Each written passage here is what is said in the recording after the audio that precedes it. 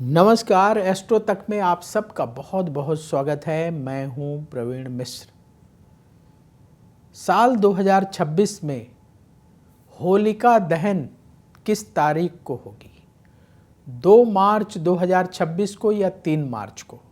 इस बात को लेकर के कन्फ्यूजन इस बार कुछ ज़्यादा ही है। कुछ विद्वान कह रहे हैं जी 2 मार्च को होली जलेगी, कुछ विद्वान कह रहे हैं नहीं 3 मार्च को जलना चाहिए।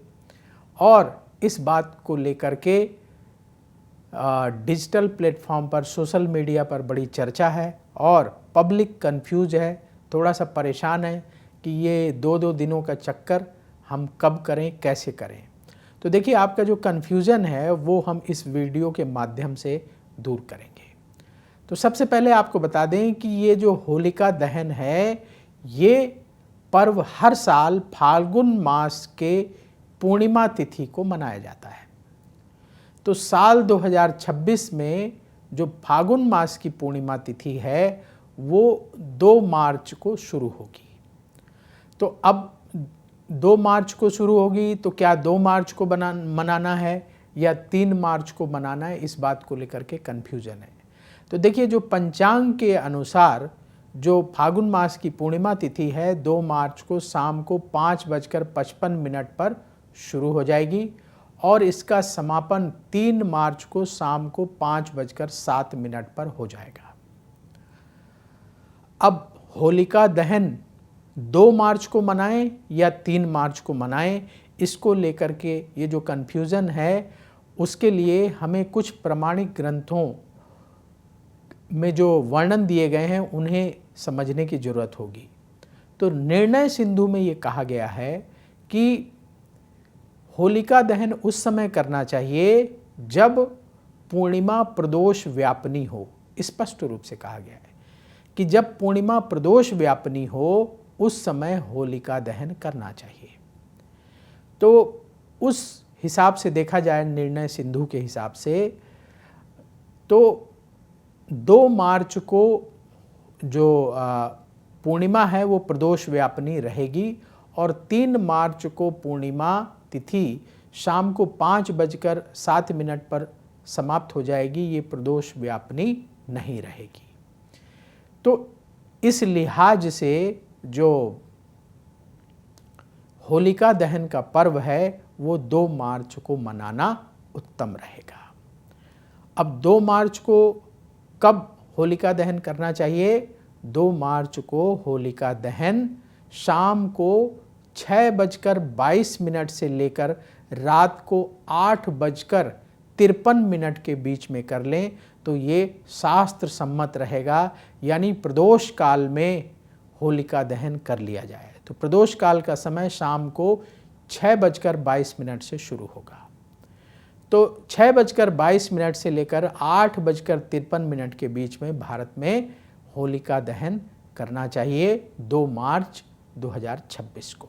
तो ये हमारा शास्त्र संकेत देता है कि 2 मार्च को होली का दहन का कार्यक्रम करना चाहिए। बहुत सारे विद्वानों के अपने अपने मत हैं, कुछ लोग 2 मार्च को ही कह रहे हैं, कुछ लोग 3 मार्च को भी कह रहे हैं, लेकिन जो शास्त्र सम्मत बात है वो यही है कि 2 मार्च को ही होलिका दहन शुभ मुहूर्त में करना चाहिए। और 2 मार्च को रात में, यानी शाम से लेकर के पूरी रात तक भद्रा रहेगी। तो क्योंकि अगले दिन प्रदोष काल में पूर्णिमा नहीं है, इसलिए यहाँ पर भद्रा काल का ज़्यादा विचार नहीं किया जाएगा। भद्रा मुख, भद्रा पुच्छ और जो भद्रा का समय है उसको ज़्यादा विचार न करते हुए पूर्णिमा तिथि और प्रदोष काल को महत्व देते हुए शाम के समय 6:22 से रात को 8:53 के बीच में होलिका दहन करना शास्त्र सम्मत होगा, हमारे धर्म ग्रंथों के अनुसार सबसे उचित होगा। तो हमारा ख्याल है आप सबका कन्फ्यूजन दूर हुआ होगा। और जो रंग खेलना है, जो होली खेली जाती है, रंग खेला जाता है, वो 4 मार्च को ही खेला जाएगा।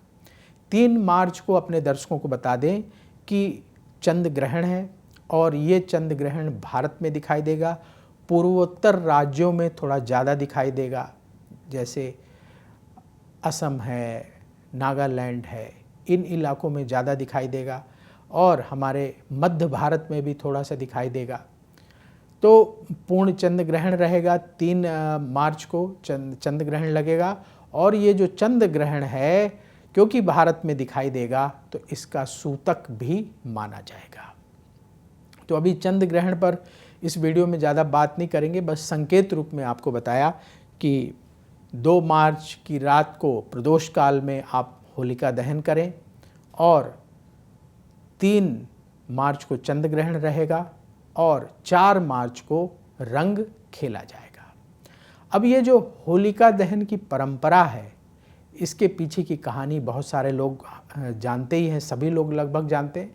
जो हमारे युवा दर्शक हैं उनके लिए एक बार फिर से आपको बता दें कि ये होलिका दहन के पीछे जो कथा है वो हम सबको बहुत प्रेरणा देती है। अच्छाई हमेशा विजय प्राप्त करती है और बुराई हमेशा हारती है। इसलिए इस कथा को हर साल हमें याद करना चाहिए क्योंकि ये बुराइयों पर विजय का पर्व है।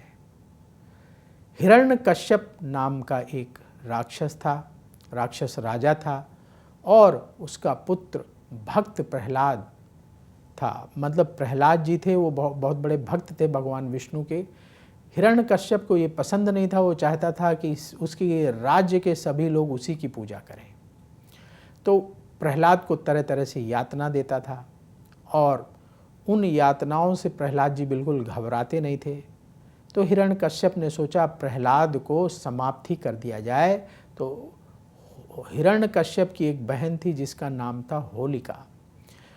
उन्हें ये वरदान प्राप्त था हिरण्यकश्यप की बहन को कि अगर वो जलती हुई आग में भी बैठ जाए तो वो नहीं जलेगी। तो हिरण्यकश्यप ने योजना बनाई, अपने बहन से कहा कि तुम प्रहलाद को गोद में लेकर जलती हुई आग में बैठ जाओ ताकि ये मेरा शत्रु प्रहलाद समाप्त हो जाए।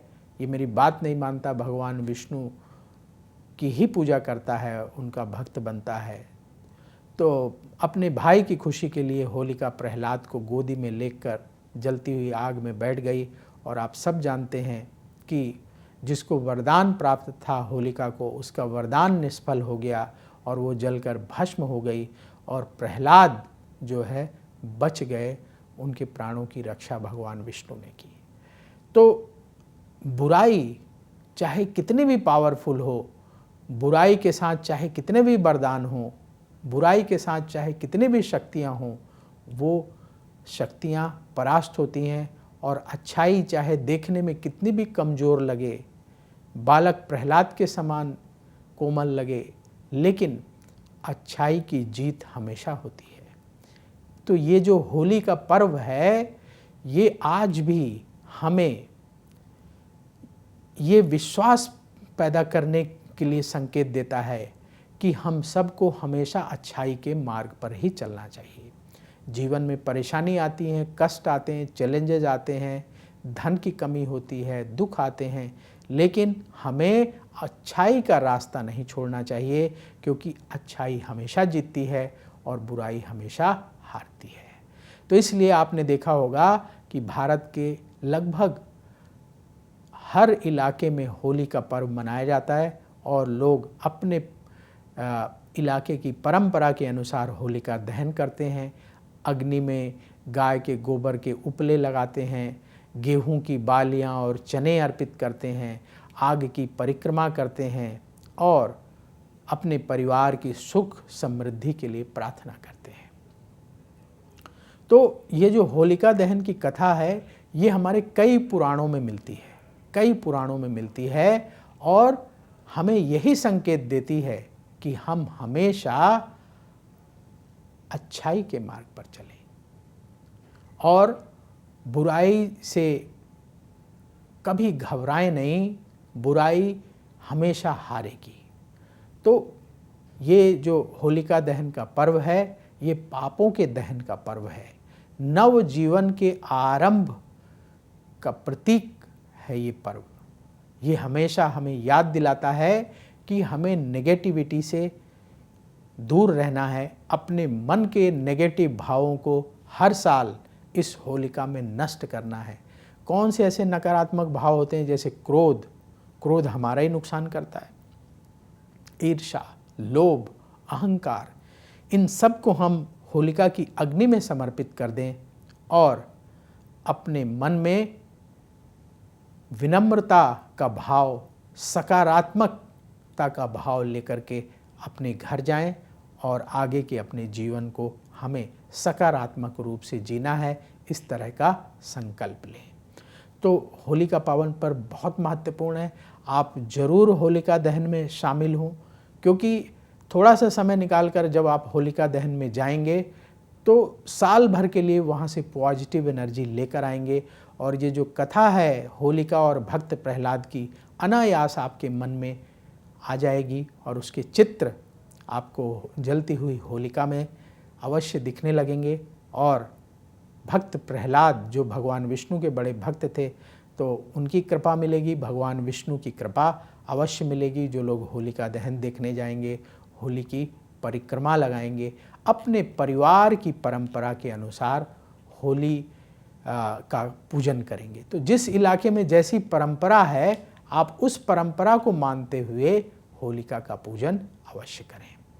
तो अब वक्त हो चला है आपसे विदा लेने का। आपके मन में जो कन्फ्यूज़न था 2 मार्च और 3 मार्च को लेकर, उसे हमने दूर करने का प्रयास किया।